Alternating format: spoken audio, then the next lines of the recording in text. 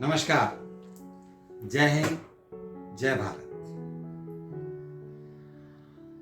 आज की प्रस्तुति में मैं आपको भारत की गरिमा और उसकी अस्मिता से संबंधित विषय की ओर लिए चलता हूं, जिसका संबंध सनातन धर्म से है। जी हां, सनातन धर्म, जो कि वर्षों वर्षों में सिमटता हुआ भारत देश पर आकर रुक गया।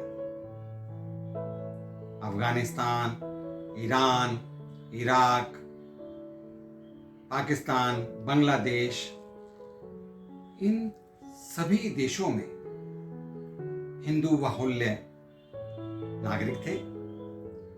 लेकिन आज सनातन धर्म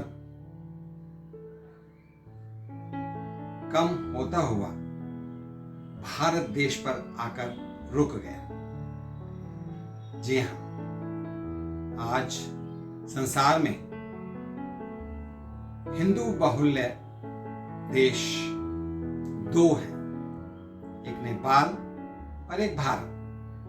भारत में भी लगभग 80% हिंदू अपने वर्चस्व की लड़ाई लड़ रहे हैं और नेपाल में 80% हिंदू अपना जीवन यापन करते हुए अपने सनातन धर्म को आगे बढ़ा रहे हैं।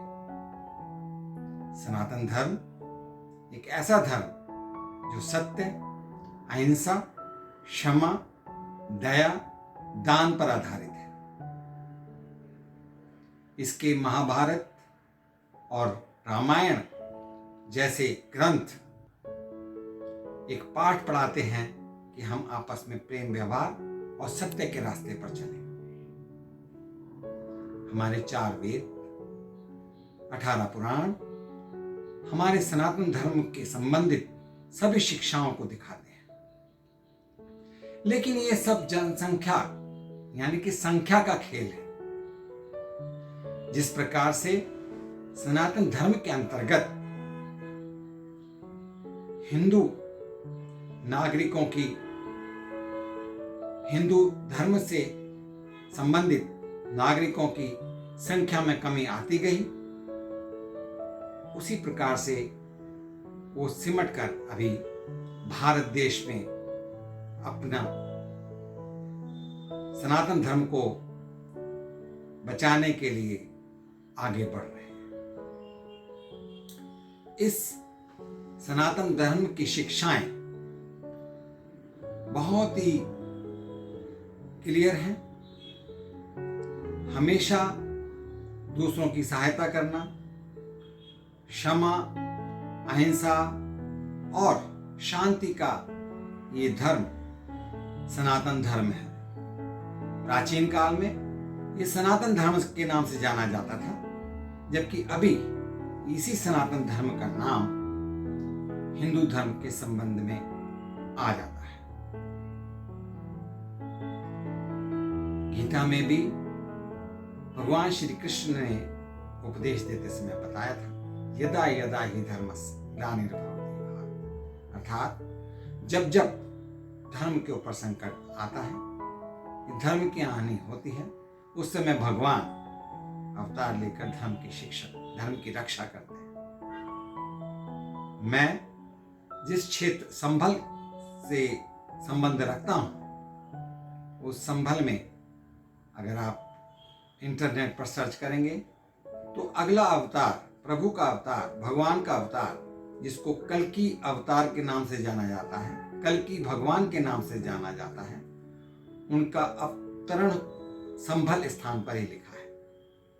लेकिन क्या आपको मालूम है सनातन धर्म कितना पुराना है?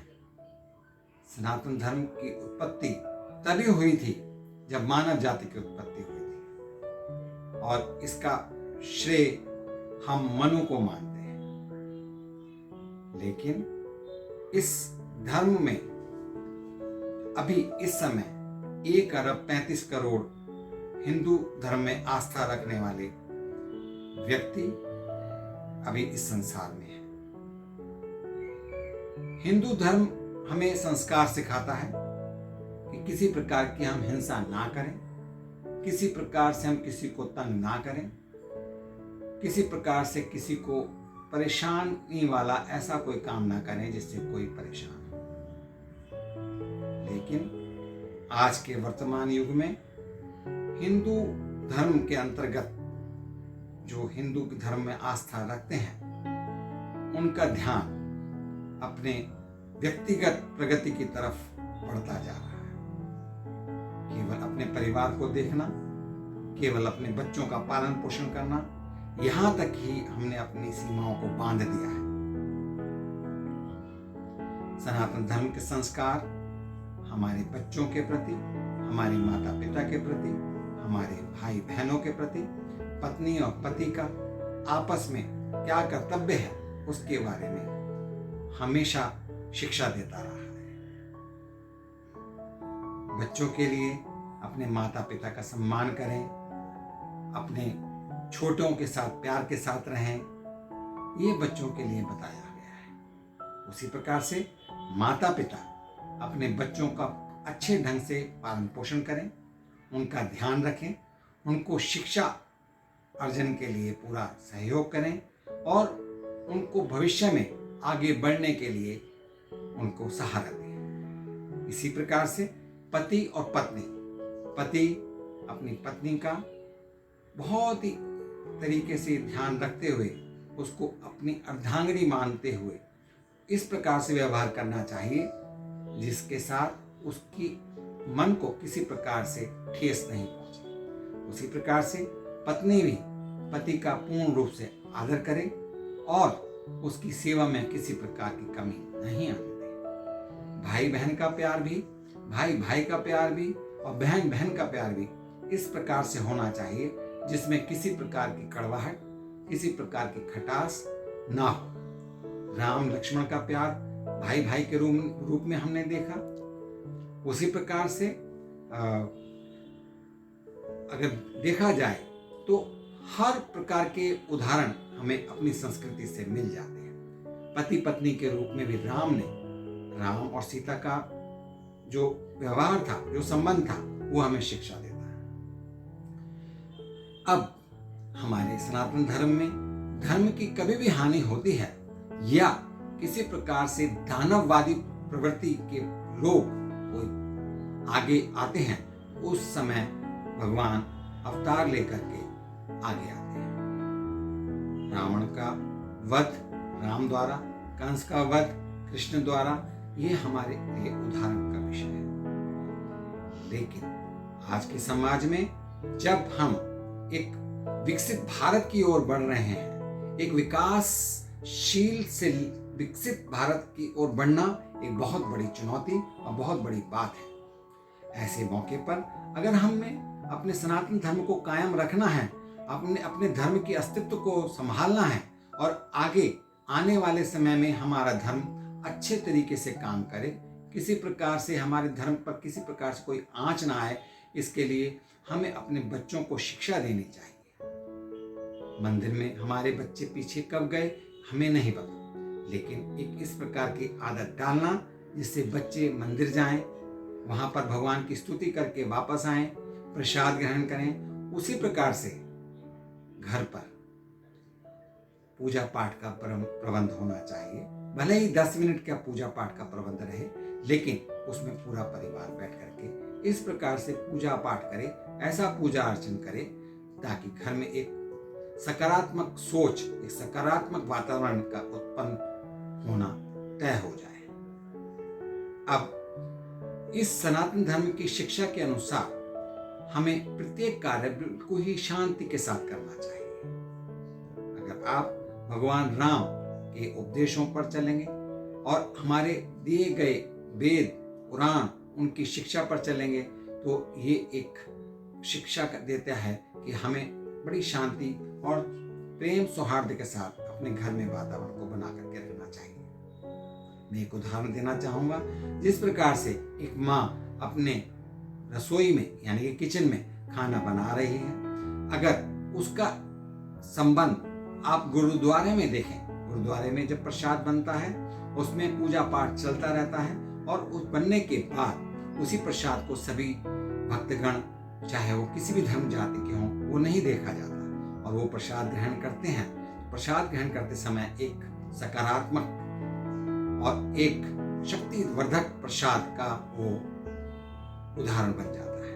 उसी प्रकार से यदि माँ या बहन घर में खाना बना रहे हैं, भोजन बना रहे हैं, तो इस प्रकार से बनाना चाहिए ताकि घर में एक सकारात्मक सोच रहे और उस खाने में हमेशा के लिए इस प्रकार से बातचीत करते हुए करना चाहिए ताकि उसमें किसी प्रकार की ऋणात्मक एनर्जी यानी कि नेगेटिव एनर्जी नहीं जानी चाहिए। जिस प्रकार से अगर खाना बनाते समय अगर भगवान का नाम ले लिया जाए या कोई अच्छी अच्छी बातें कर ली जाए तो वो खाना एक भोजन प्रसाद बन जाता है। लेकिन उसी भोजन को बनाते समय अगर किसी प्रकार से अपने परिवार के बारे में बुरा भला बोलते हुए खाना बनाना शुरू कर दिया या अपने बच्चों को कोसते हुए उस प्रसाद खाना को बनाना शुरू कर दिया तो वो प्रसाद की जगह जहर के रूप में काम करेगा और वो खाना अपने खाने वाले के शरीर में फलदायी नहीं होगा। परिणाम स्वरूप उससे नुकसान की संभावना ज़्यादा रहती है। इसलिए ये भी एक संस्कार में आ जाता है कि भोजन बनाते समय उस एक शुद्ध हृदय के साथ भोजन बनाना चाहिए। उसी प्रकार से पति पत्नी की आपस में बातचीत, भाई बहन की आपस में बातचीत, माता पिता की बेटे के साथ बातचीत, बेटे की अपने दादा परदादा और नाना नानी के साथ बातचीत इस प्रकार से होना चाहिए ताकि छोटों के प्रति प्यार और आशीर्वाद रहे और बड़ों के प्रति हमेशा सम्मान और आदर रहे। इन्हीं शब्दों के साथ आज के इस सनातन धर्म को के संबंध में बनाए गए इस वीडियो को मैं समाप्त करता हूं और आगे आने वाले समय में मैं विस्तार से फिर अगली चर्चा करूंगा। धन्यवाद। जय हिंद, जय भारत, नमस्कार।